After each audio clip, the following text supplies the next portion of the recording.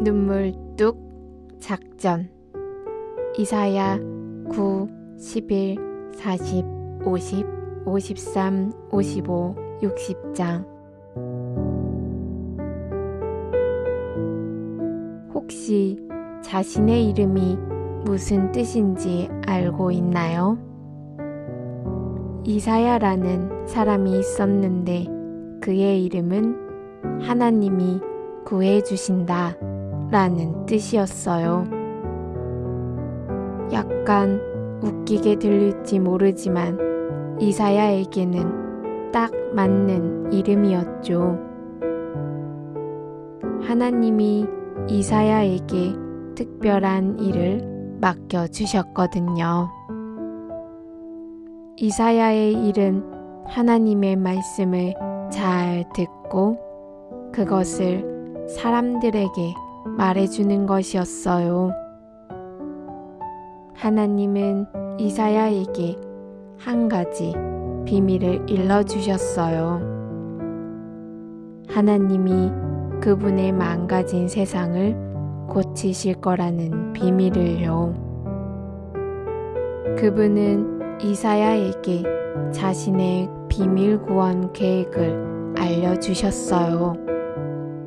바로 눈물 뚝 작전이었지요.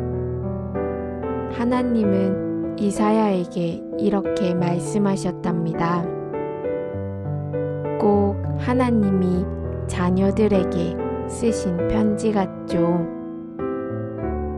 사랑하는 어린 양들에게 넓은 들판의 양들처럼 너희는 다 나를 떠나서 헤매고 있다.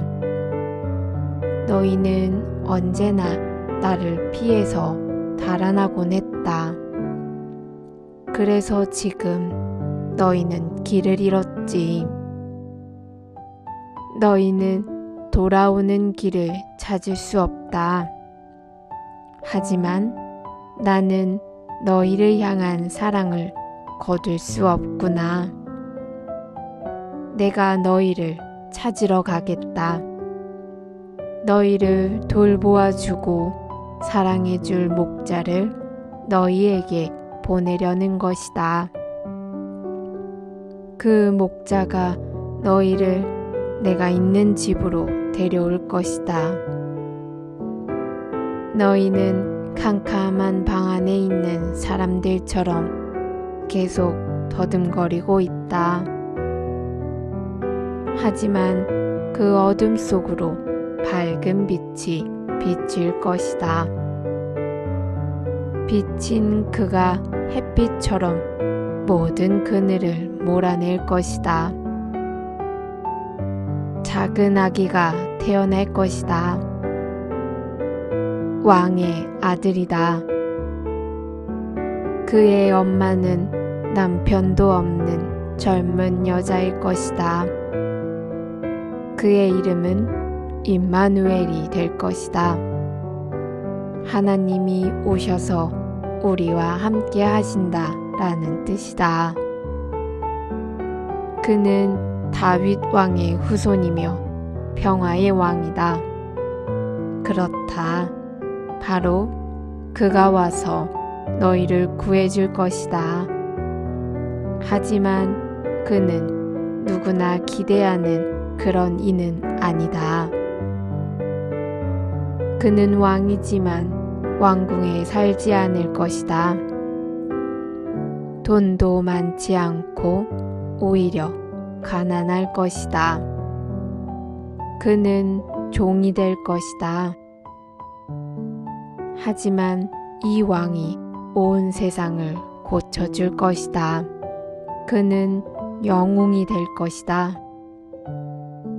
그는 자신의 사람들을 위하여 싸울 것이고 그들을 적들에게서 구해줄 것이다. 그러나 그는 큰 군대로도 칼로도 싸우지 않을 것이다. 그는 보지 못하는 이들을 보게 하고 움직이기 어려운 이들을 사슴처럼 뛰게 할 것이다. 그는 모든 것을 원래의 상태대로 회복할 것이다. 하지만 사람들은 그를 미워할 것이고 그의 말씀을 듣지 않을 것이다. 그는 어린 양과 같이 고난을 당하고 죽을 것이다. 이것이 우리가 만든 비밀 구원 계획이다. 세상이 시작되기도 전부터 만든 것이다. 너희를 다시 데려오는 길은 이것뿐이란다. 하지만 그는 죽은 채로 있지 않는다. 내가 그를 다시 살릴 것이다. 그러다가 어느 날 그가 영원히 다스리려고 다시 오면 산들과 나무들이 춤추며 기뻐 노래할 것이다. 땅은 큰 소리로 외칠 것이다. 그의 이름이 온 땅에 가득할 것이다. 물이 바다를 덮는 것처럼 말이다. 모든 슬픈 일들은 사라질 것이고 죽음마저도 죽을 것이다. 그리고 그는 모든 눈에서 모든 눈물을 닦아줄 것이다. 그렇단다. 구원자가 올 것이다. 그를 찾아라. 그를 잘 살펴라. 그를 기다려라. 그가 올 것이다. 내가 약속한다.